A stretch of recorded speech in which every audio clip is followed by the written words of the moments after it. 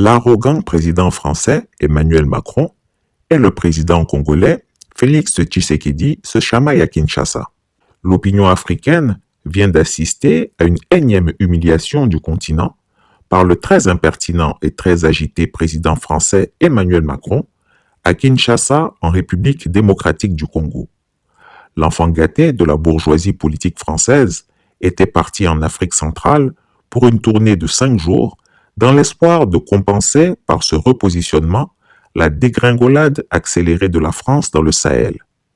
Après sa conférence inaugurale du 27 février 2023 à Paris, lors de laquelle il a maladroitement affiché son intention de refaire du neuf avec du vieux pour sauver à tout prix la francophonie agonisante, Emmanuel Macron a déporté ses légèretés au Gabon, en Angola, au Congo-Brazzaville, puis en République démocratique du Congo.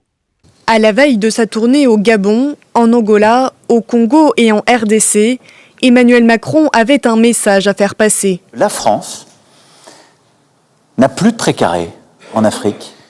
Le chef de l'État plaide pour une relation équilibrée et réciproque avec l'Afrique. Alors que l'influence française est de plus en plus contestée sur le continent, les troupes militaires vont être réduites. Là où vous avez des bases avec un dispositif posé, parfois des centaines, voire des milliers de militaires français, vous aurez une réduction du nombre de nos militaires. Et donc ces bases ne seront pas fermées, mais elles seront transformées. Elles deviendront pour les unes des académies, pour les autres des bases mais partenariales. Elles seront pour certaines rebaptisées. Elles vont changer de physionomie, de logique, d'empreinte. 3000 soldats français sont toujours déployés au Niger et au Tchad. Les troupes stationnées au Burkina et au Mali, elles, sont déjà parties, remplacées par la milice russe Wagner, durement critiquée par le président. C'est un groupe de mercenaires criminels, c'est ainsi qu'il est objectivement qualifié, qui est l'assurance vie des régimes défaillants ou des putschistes. Un pic lancé au régime malien. Emmanuel Macron l'accuse de se servir de la France comme d'un bouc émissaire. Sur le front culturel, le président a également annoncé une loi pour procéder à de nouvelles restitutions d'œuvres d'art, symbole de la volonté de redorer l'image de la France en Afrique. Évoquant les défis sécuritaires, climatiques et démographiques du continent, le président souhaite passer d'une logique d'aide à celle d'investissement, notamment dans les secteurs de l'éducation et de la santé. 3 milliards d'euros ont déjà été investis pour soutenir l'entrepreneuriat. Emmanuel Macron souhaite aller plus loin. Une nouvelle stratégie qui sera incarnée par le sommet Nord-Sud au mois de juin à Paris. Chasser le naturel, il reviendra au galop, dit le proverbe français. Il est un inguérissable wéré-wéré. À Kinshasa, comme nous allons le voir dans les minutes qui suivent, Emmanuel Macron, qu'un citoyen français n'hésita pas à gifler, a retrouvé sa manière inimitable de s'asseoir. La duplicité légendaire de l'homme est indéniable.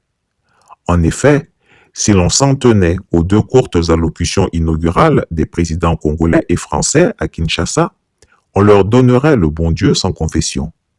Les 2 dirigeants ont commencé par jouer un étrange spectacle, comme des tourtereaux inondés d'un immense sentiment d'amour mutuel. Ils ont juré que leurs relations sont au beau fixe, que leur coopération était relancée, que des millions de dollars et d'euros d'aide française, européenne et plus largement occidentale allaient soulager le Congo en souffrance et en péril. Emmanuel Macron, pris de compassion autoproclamée, a plaidé pour l'urgence humanitaire et juré d'embellir par tous les moyens possibles le sort des millions de déplacés de guerre au Congo. Il a argué du soutien de la France aux médiations angolaises et kenyanes, promis des sanctions aux soutiens extérieurs de la rébellion du M23 et vanté le nouveau plan de paix qui devait être mis en place à compter du 1er mars 2023. Bien sûr, il a fini par lâcher le morceau en reconnaissant que ce sont les trésors du bassin du fleuve Congo qui aiguisent les appétits bien connus de la France comme toujours. Avant toute chose, je voudrais souhaiter la bienvenue au président de la République française, le président Emmanuel Macron.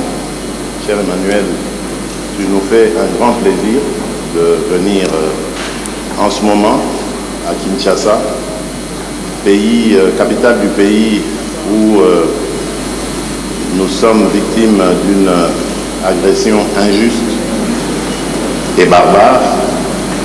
C'est dans le malheur, dit-on, qu'on reconnaît des amis. Et le président Macron est là pour ça. Les relations entre la République démocratique du Congo et la République française sont au beau fixe.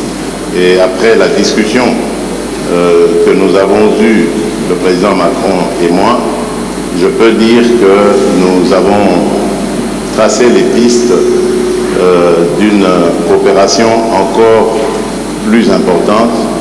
Vous savez que le président Macron a dernièrement esquissé les grandes lignes de sa nouvelle vision de la politique française en Afrique.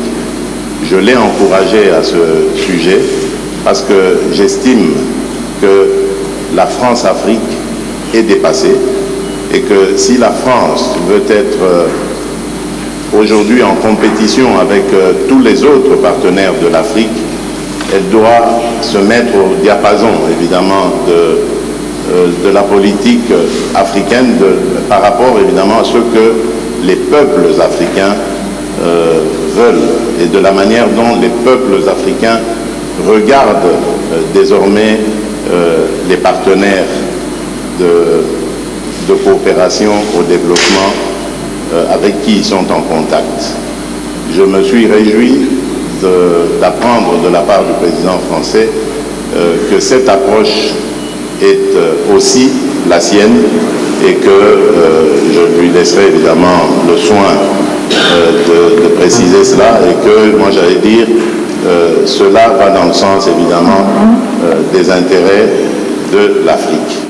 Monsieur le Président, cher Félix, Monsieur le Premier ministre, Mesdames et Messieurs les ministres, Mesdames et Messieurs les parlementaires, ambassadeurs, chers amis. D'abord, je veux dire combien je suis heureux d'être aujourd'hui pour ma première visite, en effet, en République démocratique du Congo, dans cette salle historique pour l'histoire de votre nation. Et après avoir accueilli comme invité d'honneur le président, en particulier au Forum sur la paix en 2019, puis retrouvé lors du sommet sur le financement des économies en 2021, il était grand temps que, à mon tour, je vienne. Alors cette visite est la dernière étape, le point d'orgue en quelque sorte d'une tournée de 4 jours qui m'a conduit de Libreville à Luanda puis Brazzaville jusqu'à vous, Kinshasa. Et c'est ici en effet que se jouent nombre de combats du siècle, y compris ceux que nous avons portés ces derniers jours, celui pour la forêt et justement ce trésor du bassin du fleuve Congo. Mais c'est lors de l'échange des questions-réponses avec la presse que les dissensions sont apparues entre les deux hommes d'État. Félix Tshisekedi a avoué son scepticisme face aux promesses d'action françaises, les jugeant pour l'heure de purement théoriques. Il a insisté sur sa volonté de voir la communauté internationale sanctionner réellement le Rwanda, accusé par Tshisekedi d'agresser ouvertement le Congo pour le piller. Le président congolais en a profité pour vitupérer contre le deux poids deux mesures de cette communauté internationale, si prompte à protéger l'Ukraine contre la Russie, mais si lente à protéger le Congo contre le Rwanda.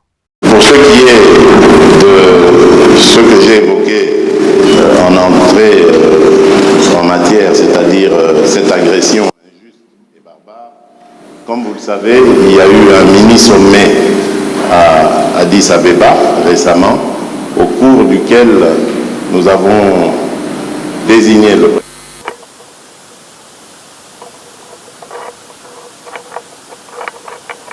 désigné par la communauté d'Afrique de l'Est, l'ancien président kényan, Uhuru Kenyatta. Nous leur donc avons confié la mission d'approcher les rebelles, les terroristes du M23 et le processus est en cours. Je n'en dirai pas plus.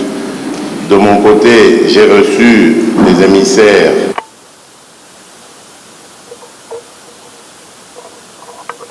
dans Macron, qui lui-même a récemment visité l'Angola et rencontré le président Lourenço, et il peut aussi, s'il le veut, dire ce qu'il en pense.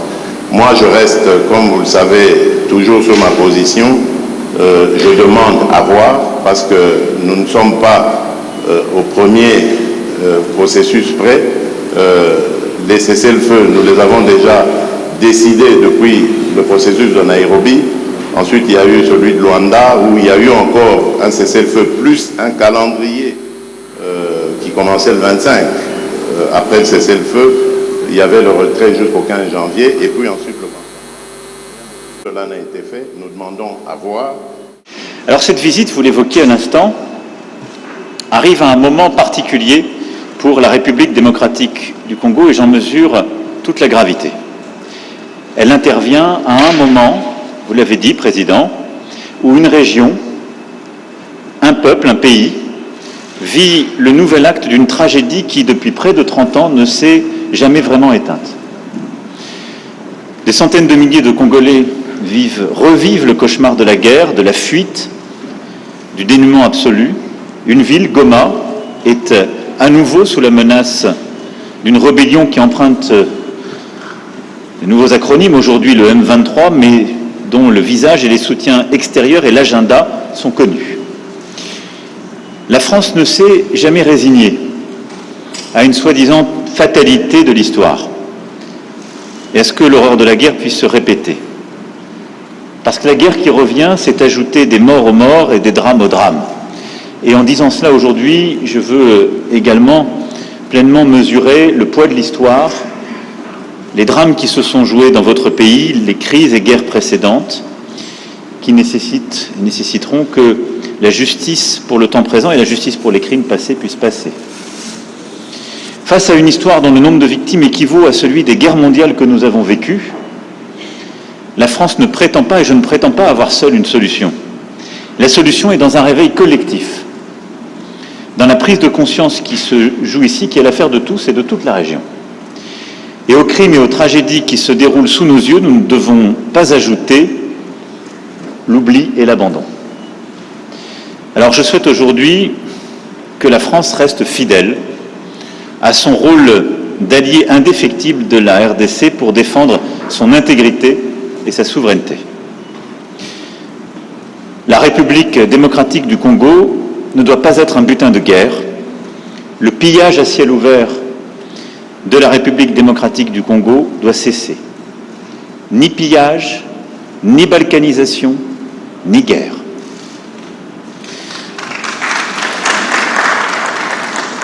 C'est le sens même de ma présence aujourd'hui, dire à tous qu'il ne peut d'ailleurs y avoir deux poids, deux mesures entre la tragédie qui se joue en Ukraine, sur le territoire européen, et celle qui se joue sur le sol africain.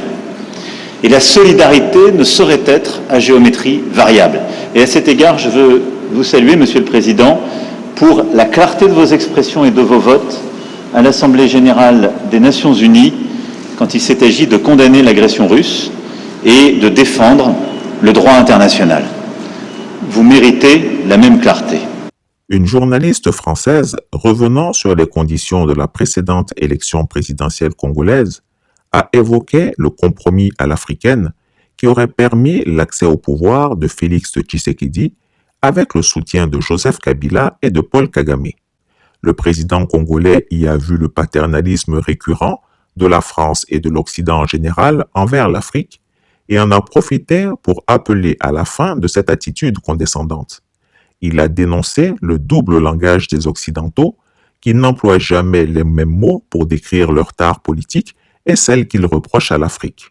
Je voulais réagir par rapport à cette question sur le compromis à l'africaine, enfin ce petit commentaire, pour dire que, voyez-vous madame, c'est justement ça qui doit changer dans nos rapports avec la France en particulier, mais l'Europe en général, l'Occident.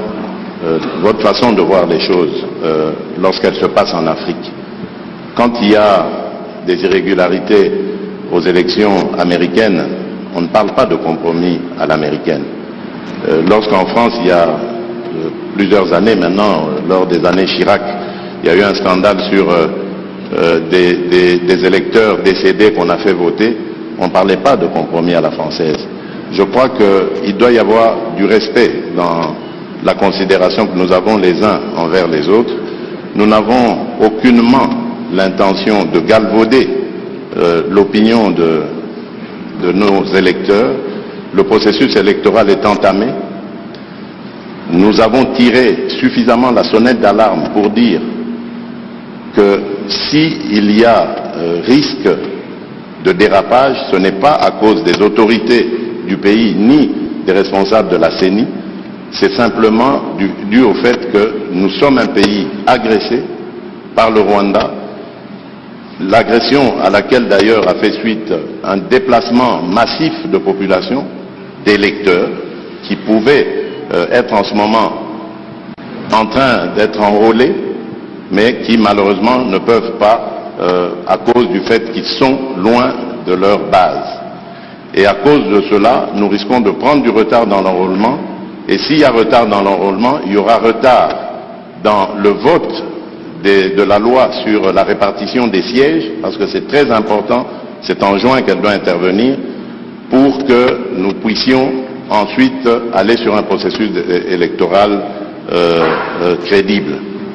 Sans cela, jusqu'à ce stade, je ne sais pas comment nous allons nous y prendre. Est-ce qu'il faut stopper le processus d'enrôlement des électeurs en attendant que la paix revienne, avec le risque que cela impacte sur le respect du calendrier, ou faut-il continuer le processus en ne prenant pas en compte les populations nombreuses de déplacés de guerre? C'est ça qui peut poser problème. Et si demain, nous allons aux élections dans des conditions difficiles, vous parlerez de compromis à l'africaine, alors qu'aujourd'hui, ces mêmes Africains sont en train d'attirer votre attention sur cette ignoble et injuste agression due au fait du Rwanda, et demandons même des sanctions, personne n'en parle. Voilà ce que je voulais apporter comme précision pour dire, ça aussi, ça doit changer dans la manière de coopérer avec la France et l'Europe. Regardez-nous autrement, en nous respectant, en nous considérant comme de vrais partenaires, et non pas toujours avec un regard paternaliste, avec l'idée de toujours savoir ce qu'il faut pour nous et non pas. C'est alors qu'Emmanuel Macron a lâché à plusieurs reprises ses chevaux contre Félix Tshisekedi, humiliant en direct celui-là même qui le recevait gracieusement dans son pays.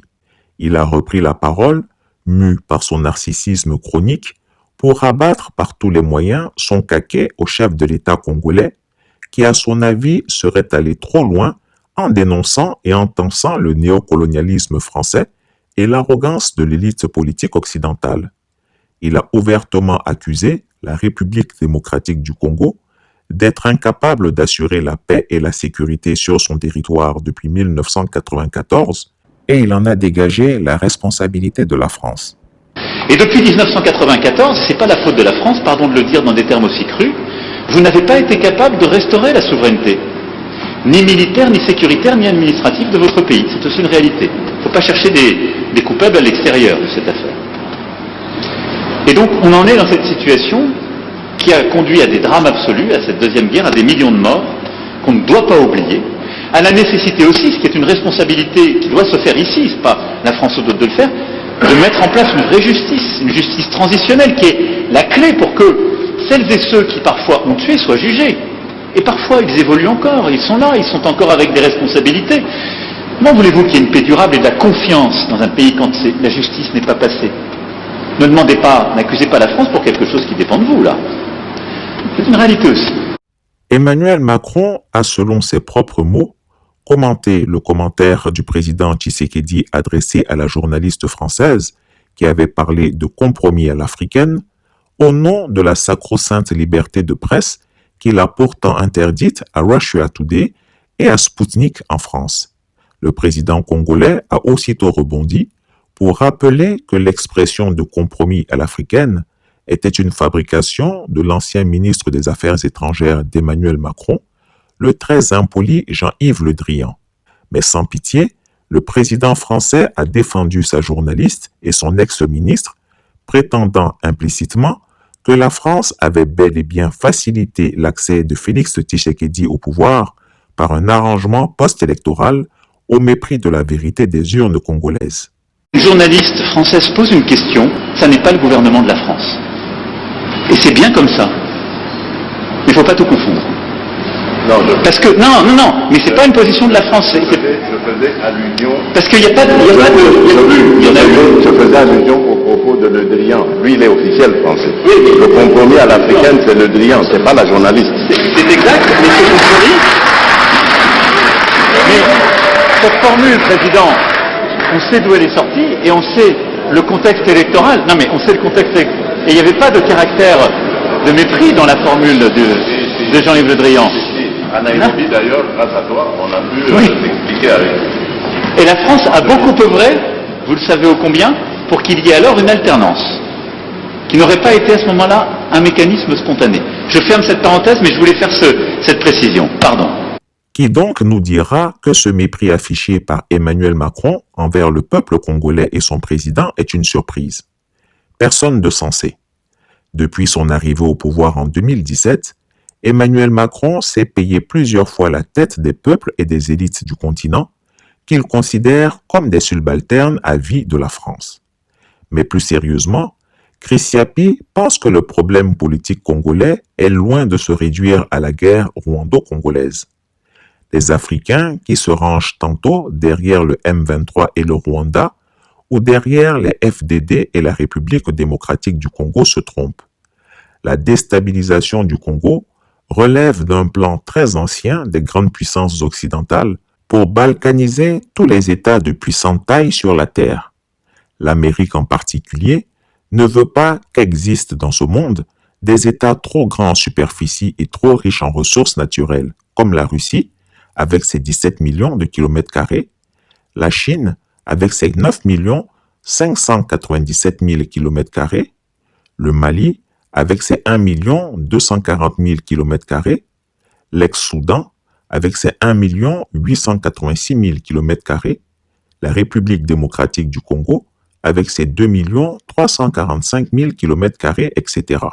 Dès qu'un État a une telle dimension, mieux est riche, on fomente des divisions en son sein et à sa frontière, et on crée un conflit chronique pour favoriser sa partition à court, moyen ou long terme. C'est une manière pour l'hégémonisme occidental de corriger les injustices supposées de Dieu selon eux, qui n'a pas offert aux Occidentaux les terres les plus riches de ce monde. Quand les Africains, et dans ce cas précis, les Congolais et les Rwandais comprendront qu'ils sont pris dans une machine infernale occidentale, faite pour régner sur eux en les opposant sans cesse les uns aux autres, l'Afrique sera libérée. Emmanuel Macron, désespéré, tombe dans le ridicule et le populisme. Le voilà en quête frénétique d'un bain de foule à Kinshasa. Il se fait accompagner par l'artiste musicien Fally Ipupa dans l'unique but de l'utiliser pour redorer son blason. Quand il va se faire gifler là-bas cadeau, on va dire que les Africains sont méchants, alors que dans son propre pays, les jeunes le giflent régulièrement.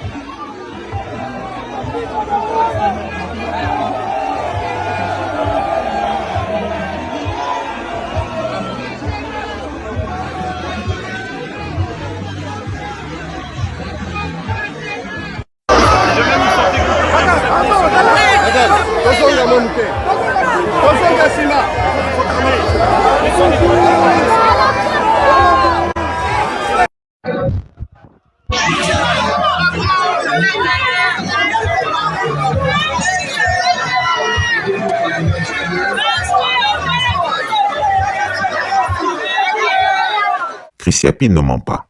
Retrouvez Chris Yapi sur ses 2 chaînes YouTube, sa chaîne Dailymotion, Instagram et VK.